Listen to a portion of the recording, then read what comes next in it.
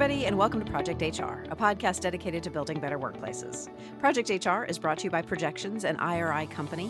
IRI helps organizations navigate workplace challenges, improve employee engagement and productivity, manage labor relations, and implement effective communication strategies to achieve their goals. For more information, you can visit Projections online at projectionsinc.com. I am Jennifer Oraquah, Director of Business Development for IRI, and your host for today's episode of Project HR. Today's episode asks the question, how does technology impact the work we do in HR? If we, as HR professionals, were to embrace all the opportunities presented to us by technology, would it help us deliver the best HR possible? More to the point, could it influence our people, our workplaces, or even our world? My guest today has spent a lot of time thinking about this. Enrique Rubio is the founder of Hacking HR, a global community of HR and business leaders who believe that HR can be a trailblazer, guiding people and organizations to thrive in a new world of work. Enrique, I'm thrilled to talk with you today on Project HR. Well, thank you so much for inviting me. I am excited to be here, Jennifer, and excited about our conversation. Great. So we have a lot to talk about today, but I think it would help to start with you to understand your journey. I'd love to learn a little bit about you to understand how Hacking HR came to be.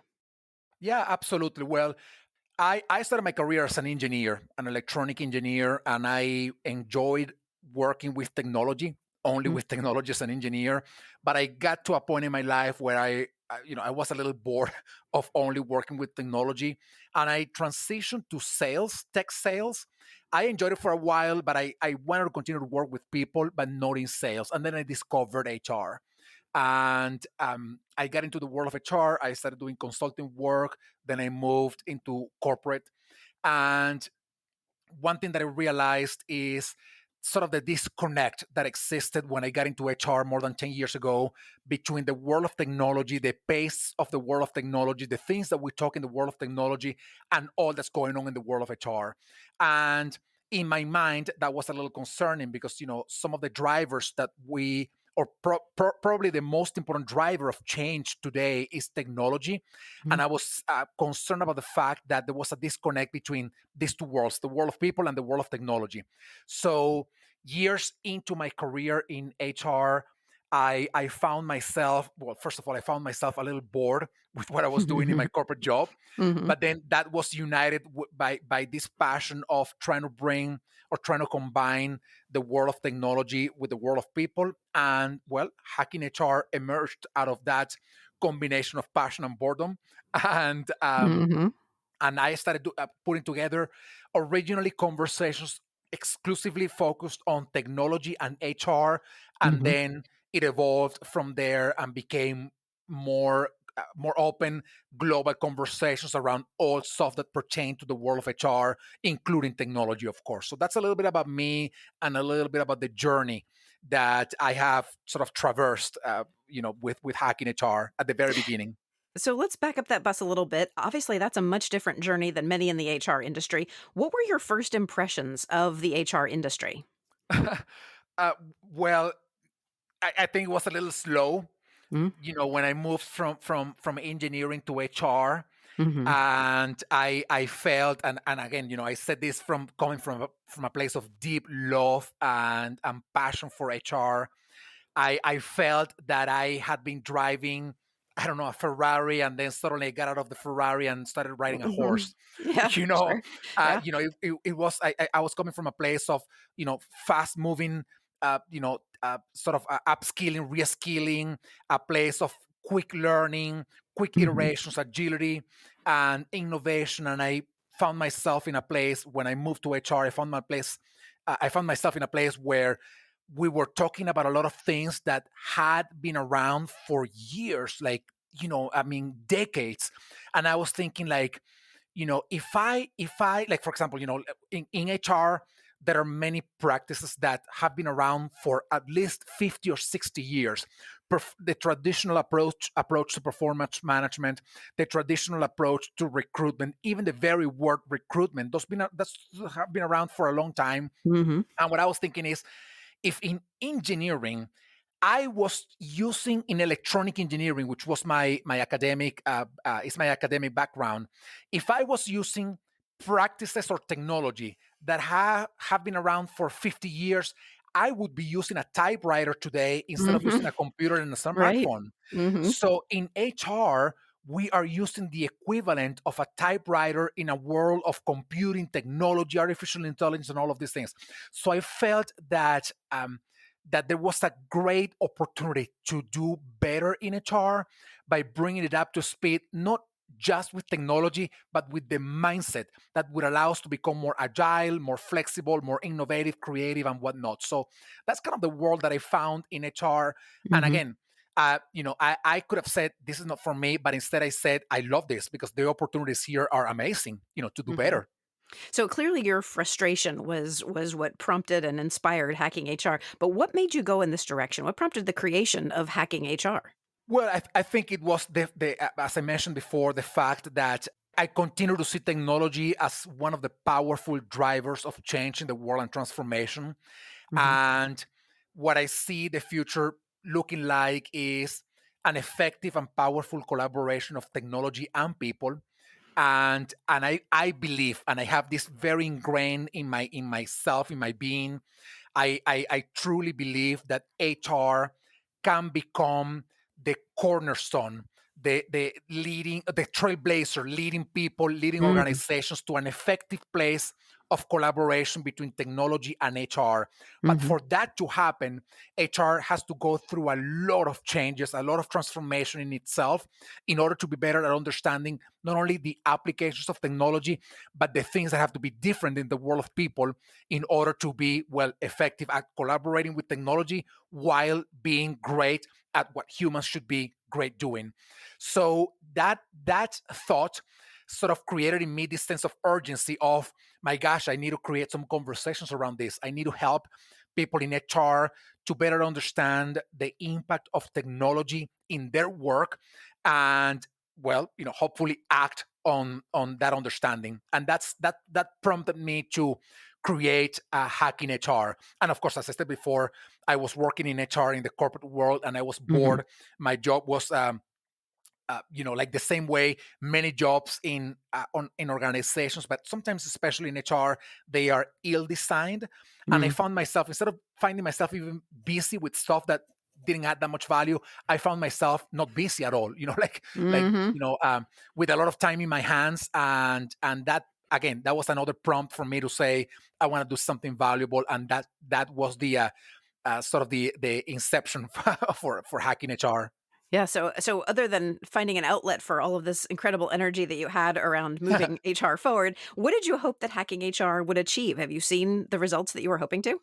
Yes, part of them already happening, meaning the engagement around thinking differently, around all things that pertain to the world of HR. Mhm, So that's one thing that I think we have achieved in our community. A lot of people that come to me say, they always tell me, you have no idea how much transformation you are making happen in the world of mm, HR, even if I don't see it every day, mhm. which can be frustrating, by the way. But it's good Sure. when people tell you about it. Yeah. Um, but then I have found, through my work in Hacking HR over the past 4 years, I have found that the main barrier for HR to become that trailblazer that I dream about is not technology. Sometimes it's not even resources. It's our own mindset. That's kind of a paradox, right? To even talk about it, to say, wait a second, Enrique, are you saying that ourselves are preventing ourselves from being that trailblazer? And the answer is yes. Mm, The answer is that I feel that we are missing sort of the true power that we have, as HR professionals. And once we realize how powerful we could potentially be, once we realize the true impact of the work that we do, wow, I think the opportunities to truly become that trailblazer are going to be popping up every second in our sort of day-to-day work. It's just that it's just that still I'm finding a lot of HR people doubting themselves, doubting their own work, their capacity, or the impact that they can have. So I am trying to create this HR that becomes a trailblazer. But to get there, I have to help HR overcome the barrier that they put themselves, in their journey to, well, become that trailblazer. mhm. All right, Enrique, I need to take a sponsorship break right now. But when we come back, I want to talk about how we can get out of our own way and discuss how hacking HR has grown and how it can help us all deliver better HR. Are you confident that your supervisors know how to support your company's direct connection with employees, even when you have the best intentions? And especially if your company is successful, unions may target your employees. How can you make sure that your managers and supervisors know how to support your union-free operating philosophy in a positive way? LaborWise Leadership e-learning will give your frontline leaders the training they need anywhere, anytime on any device. With interactive elements including videos, quizzes, and downloadable transcripts, LaborWise Leadership's curriculum covers all aspects of meeting employee needs while remaining union-free. Better still, you'll have the peace of mind that comes from knowing your leaders are well-trained and would never violate employee rights. Learn more and get a free demo or trial of LaborWise Leadership e-learning today at laborwiseleadership.com. And I'm back now with Enrique Rubio, founder of Hacking HR. Now, Enrique, in the introduction, I asked everyone to consider the impact that HR work, our work, can ultimately have. How do you answer that question? I think that let me put it in a very data oriented way. For every organization, there are at least one HR professional that is serving between 200, 300, and sometimes even up to 500 or 600 people in that Mm-hmm. organization. Mm-hmm. So imagine the power that you have to impact the lives of anywhere between 200 and 600 people in your organization. Mm-hmm. So when I mention that, what I'm trying to say is that your job is not meaningless in the sense of how that impacts the lives of those people that you are serving. So if you are able to say, wait a second, if I do better work as an HR professional, if I start focusing on delivering a great human experience at work, if I focus on making sure that people that come to work for this organization are happy, finding meaning, purpose, passion through the work that they are doing, I am going to be creating the conditions for those between 200 and 600 people to Mm-hmm. live and lead better lives, not just in the organization that they are working on or that they're working at, but also as citizens of the world. So when I say this, I say it in a way, or I say it because I want to connect the impact of the work that we do in HR with transforming the lives of the people that we are serving. If you are an employee and you come to work and your job is meaningless, your boss treats you like I don't know if I can say bad words in here, but treats you badly, Mm-hmm. poorly at work. And, you don't find purpose, passion, happiness through the work that you're doing. You're miserable as a human being at work. Mm-hmm. And Mm-hmm. very likely, you are going to be miserable as a human being when you get out of work Mm-hmm. because you can't divide yourself in your work self and your life self. So you come back home and you're treating your family with poorly, you're treating your neighbors poorly, you're treating your friends poorly, you are not engaged with the stuff that happens in society, the political processes, the social process that you should be involved with. Now, the flip side of that is that if you come to work and you find yourself with sort of delivering or finding happiness at work, if you find yourself doing work that is meaningful for you, where you not only can unleash your passions and your talents to achieve a purpose at work, but that has an impact in your life as a Mm-hmm. person outside of work, wow, your outlook of life is completely different. And HR has a lot to say in that, from the perspective of organizational design, from the perspective of organizational culture, from the perspective of the kind of work that people are doing. So if you are able to sort of abstract yourself from your day-to-day operation in HR and think more broadly about the true impact that your work has in the lives of people, I think I'm hoping that you start seeing the not only the true impact of your work in HR, but also about the possibilities that you have to create a better world. I love that. And I want to go back to something that you said sort of in the middle of your answer there about, us being citizens of the world. Can you explain the role of community that we need to look at in delivering the best in HR? Well, absolutely. I we have evolved to as community beings, and we are social beings at the end of the day, which is, by the way, one of the reasons why there has been so much pain in society over the past 18 months, because we haven't been able to connect in person with each other, right? I mean, we have the technology, and technology is awesome, but we like to touch each other, to hug each other, to be close to each other and whatnot. Hmm. And that has created a lot of pain.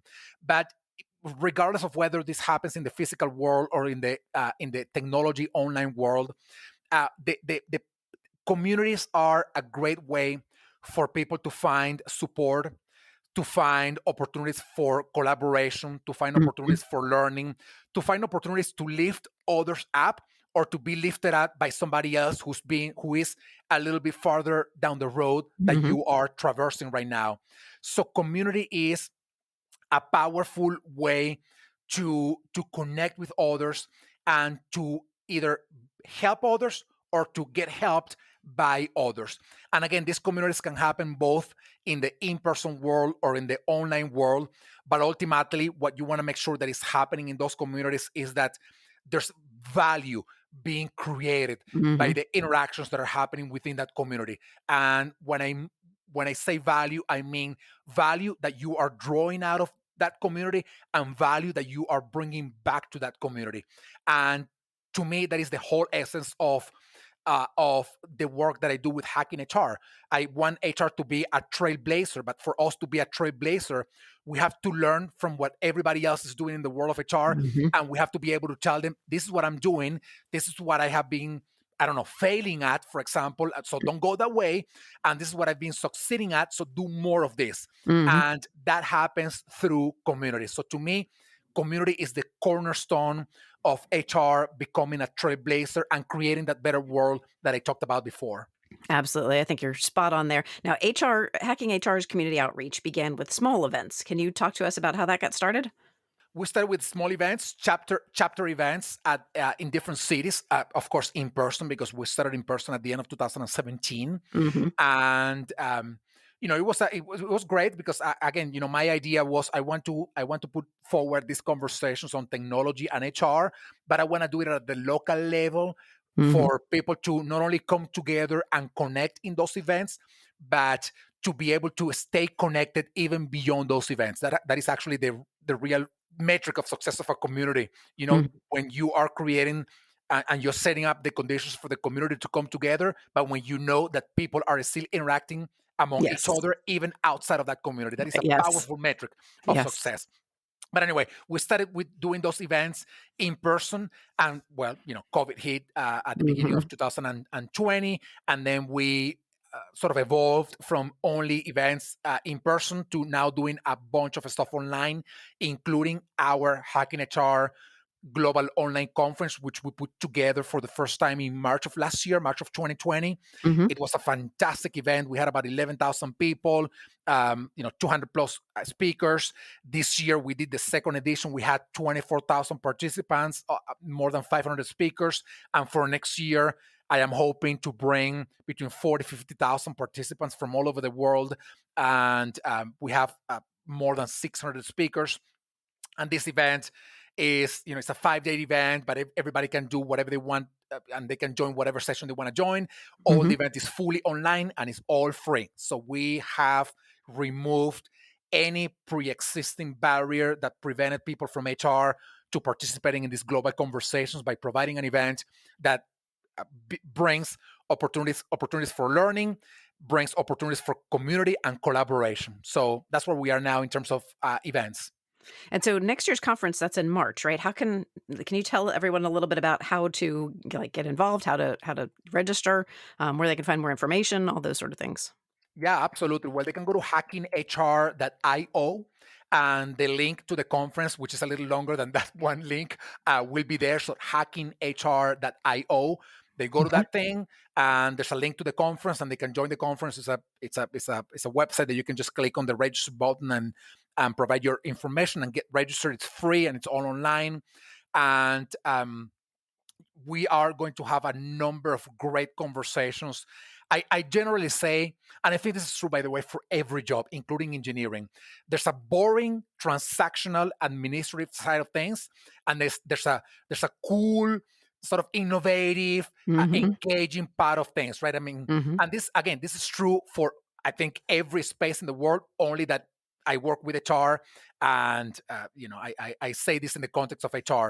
What we do in the conference is we talk about the stuff that is cool, that is innovative, that is engaging Mm-hmm. around HR.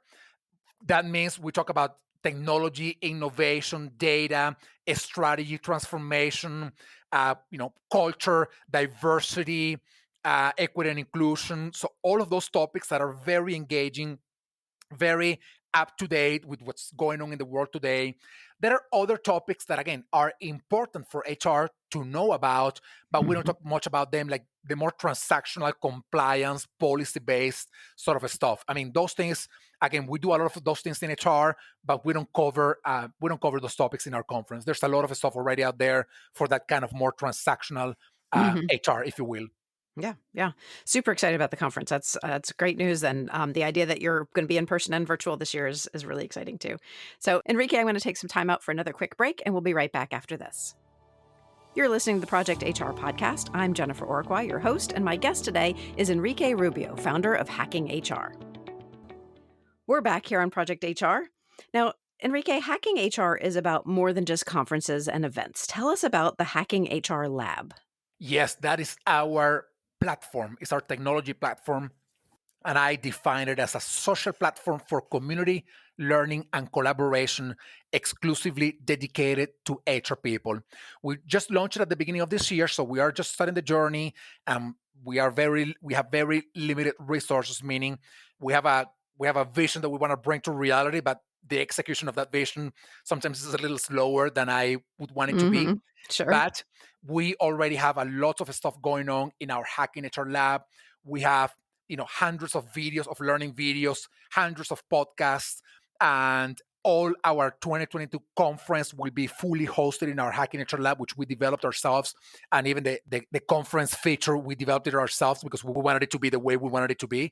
So there's a lot of stuff going on in there in the Hacking HR Lab now.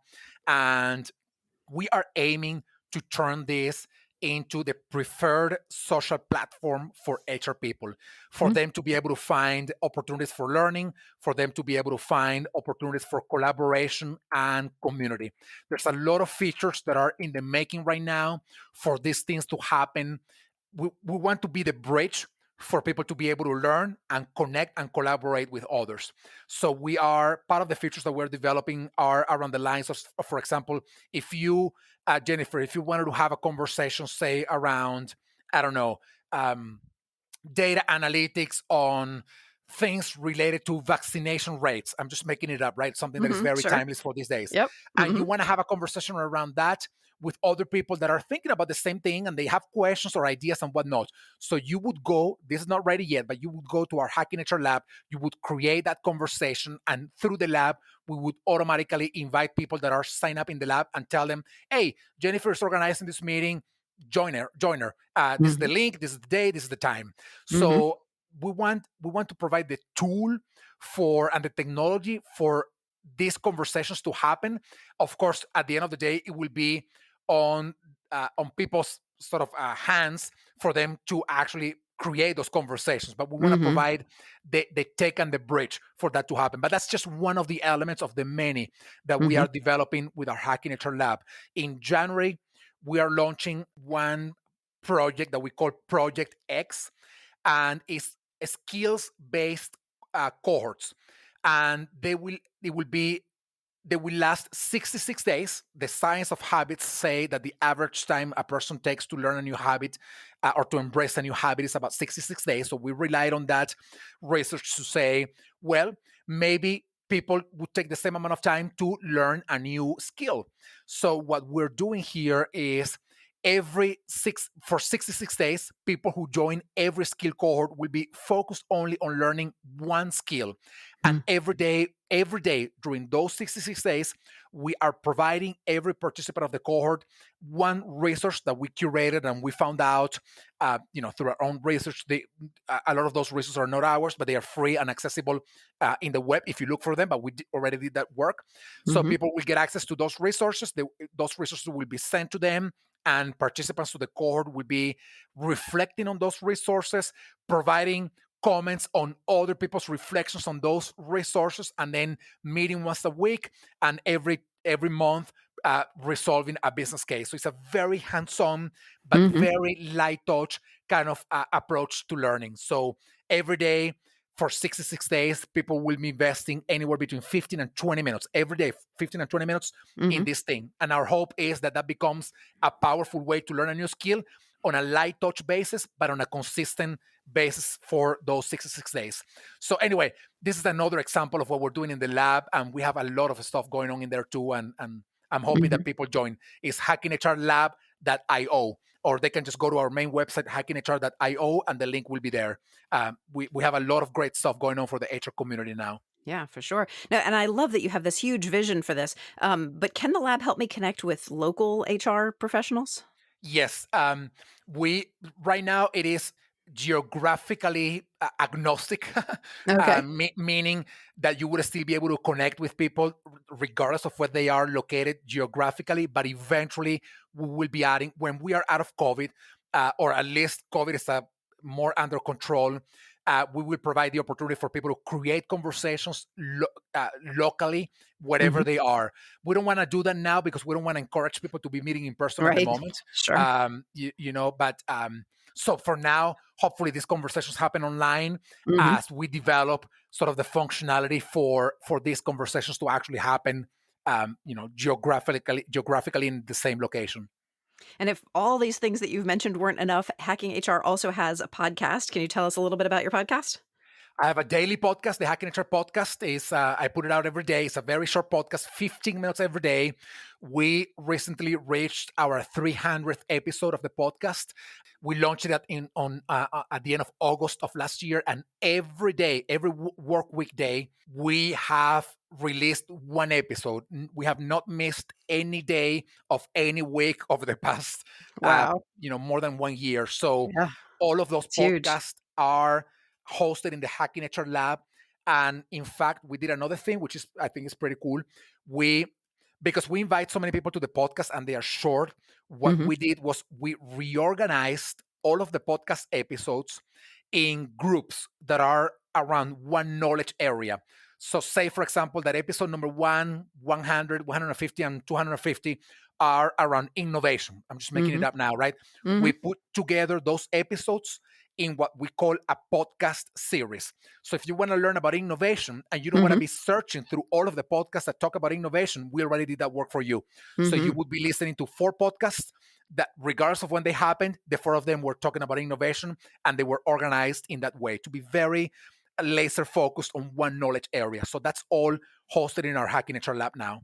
Smart. That's really great. So we've talked about hackinghr.io. Where else can we go to learn more about you and the whole Hacking HR universe? Are you guys on social media or anything along those lines? Yeah, it's, you go to the hackinghr.io and, all the links to everything else are there.